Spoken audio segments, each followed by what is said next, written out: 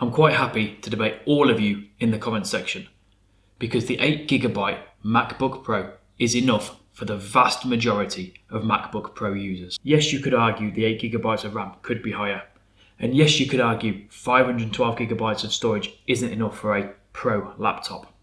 But I'm going to go into exactly why this laptop is going to be so amazing for the vast majority of MacBook Pro users. The vast majority of your time when you're on the MacBook Pro isn't actually going to be doing video editing, photo editing, exporting files, etc. It's going to be web browsing, word processing, and all of those light tasks this MacBook Pro batters. It is fantastic. I've not genuinely had the fans whirl upon me at all for just web browsing, word processing, or things like that. And to be honest with you, I've not even had them kind of kick up when I've been doing my video editing. However, using this thing for all of those light tasks, those everyday tasks, those things that the vast majority of us will be doing on a regular basis is so easy and so straightforward. The MacBook Pro doesn't break a sweat on anything like that. So when you're using this laptop for the vast majority of your time, it's going to be fantastic. This laptop fills quite a specific area within the tech world that I think most of us will fall into. And that's someone who wants the extra power sometimes and doesn't rely on the horsepower of the M3 Pro or the M3 Max to make their day jobs much faster, like exporting complex media as fast as possible. It's someone who is quite happy that when they're doing complex media tasks, i.e. rendering footage and exporting, that they're quite happy for that to take a little bit longer. And they're happy to kind of compromise that and not have to take out a mortgage to buy the M3 Pro or the M3 Max and the crazy amounts of money that you have to spend in order to get that CPU power. I've done a bunch of video editing for my YouTube channel using the M3 14-inch MacBook Pro, and it is ploughed through them. I've shot all of my footage in 4K, so it's handling quite a lot of information, quite a lot of data, and it hasn't complained. I've had no dropped frame rates on my timeline. I've had no fans kicking up and kind of blaring out whilst I'm trying to edit and kind of concentrate. And it's been brilliant. It's kind of handled everything I've thrown at it so easily. And I genuinely don't think there's much that this can't actually deal with. Whilst I've been doing all my video editing, because people will say you can't use 8GB of RAM and have any web browsers open. I have, because I've had that open to get some additional B-roll footage or some extra information to make my videos as cohesive as possible. So I've had web browsers open, I've had Apple Music playing, I've been editing my videos, and it's genuinely been able to handle it all. I'm not going to go into all of the details around CPU speeds, GPU speeds, because that's not what I am interested in.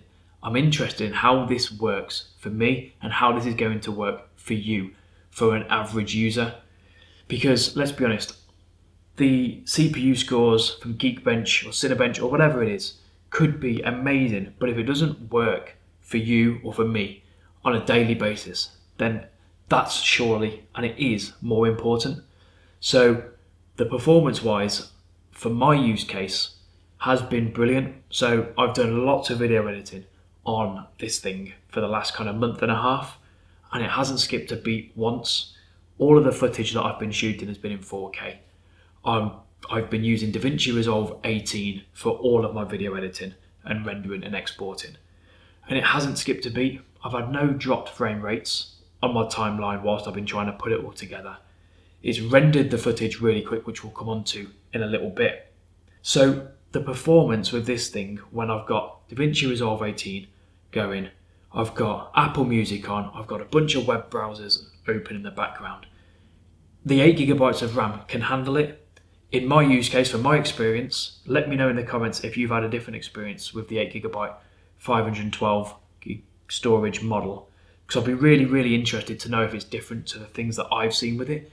Because for me, hands down, it's brilliant. Like, I cannot fault it, and I don't think you'll be able to, and that's key. I genuinely don't think you will have any issues when it comes to using the baseline M3 MacBook Pro.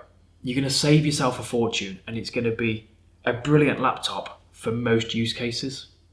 The one thing to really consider with this MacBook Pro, and whether it fits into your use case is whether you're going to need the extra USB-C port that's on the right hand side of the laptop.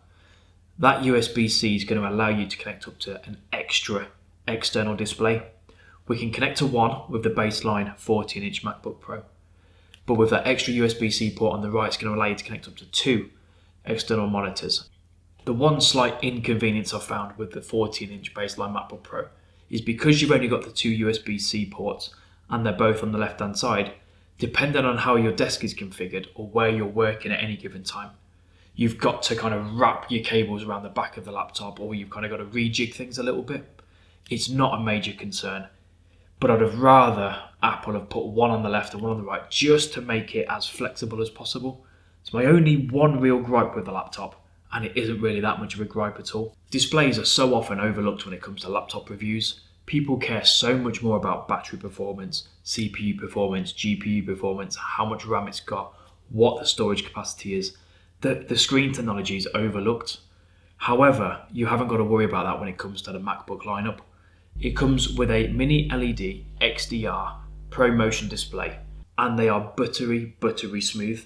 They have 1,000 nits of brightness, so that even when you're working outside and it's pretty bright, the screen display is so genuinely usable that you don't really notice that it's actually being used outside. The two most important things anybody wants from a battery is being able to get through the entire day without having to put the laptop back on charge, and then also being able to have no performance drop off just because you're on battery power. And in both instances, the 14-inch MacBook Pro do absolutely fantastic. I've been able to comfortably get the 14-inch M3 MacBook Pro through the day on a single charge and still have about 30 or 40% left over. So from that perspective, you are going to be able to run this thing for hours and hours on end. And that's lasted me, in that instance, with a 30-40%. I've been doing video editing, photo editing, web browsing. I've been doing all the things that you're likely going to be doing. And I've still come out with about 30 or 40% left at the end of the day. The battery is a beast, and it's going to last you no matter what you're doing through the day. It's genuinely brilliant, and it's going to do totally fine. And all the things that I've been doing around video editing, I try to be as mobile as I can. I don't want to be anchored to my desk, whereby I have to be sat here. I like to be up and about and moving. So most of what I do is actually on the go. And I've noticed no performance difference, whether I'm on power or on battery. It has genuinely been mind-blowing that this thing can still do all the things it does just off battery alone. When it comes to making use of the M3 chipset, I recently published my Are AirPods Max Worth It in 2024 video, which is a 10-minute 4K video which I edited on DaVinci Resolve 18, and the export process for that video was only 6 minutes. Now for me, doing that once a week, it's totally fine. So if you know you're not going to be doing lots of rendering and lots of exporting of videos, and you can deal with once a week losing 2 minutes because the video takes 2 minutes longer to export with the baseline M3 MacBook Pro compared to what it might do on the M3 Max chip, then it's totally fine. And I think that for most people, 2 minutes once a week isn't going to be worth the hundreds and hundreds of extra pounds you're going to have to spend to get the M3 Pro or the M3 Max chip. And I think it fundamentally boils down to, are you going to need to do that 10, 15 times a week, whereby you can generally then start to see the savings over a long period of time? But I think for most people that are going to want the MacBook Pro, 2 minutes every now and then isn't going to be worth having to buy a £400 chip that you're not going to take advantage of. Some people just want a MacBook Pro because it is a MacBook Pro, and that's totally fine. There's nothing wrong with someone wanting something just because they want it. So some people are going to not need the M3 chip. They're not going to need the fans or the ports, the ProMotion display. They're not going to need it. But you know what? Sometimes in life it's just nice to be able to have what you want if you can afford it. Don't hate on people. MacBook Pros are phenomenal laptops.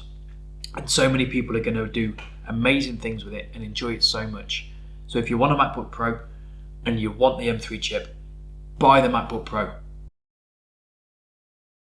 So to round all of this out, the M3 14-inch 8GB MacBook Pro is a powerhouse of a laptop that is going to be perfect for for the vast majority of users. For all of those users are going to be doing intermittent, high quality, high-end work like video editing or photo editing, but for the vast majority of the time are going to just be doing typical laptop activities like web browsing, word processing. This laptop is going to be a beast, and 8GB is going to be plenty. You can hate me in the comments, go at me down below, that's totally fine. I'm happy to have that debate with you.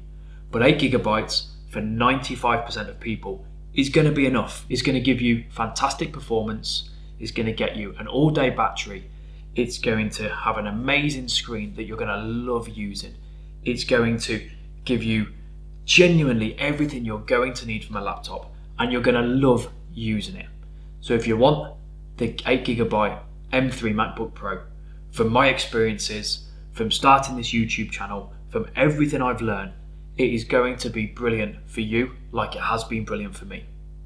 Speak soon. Out.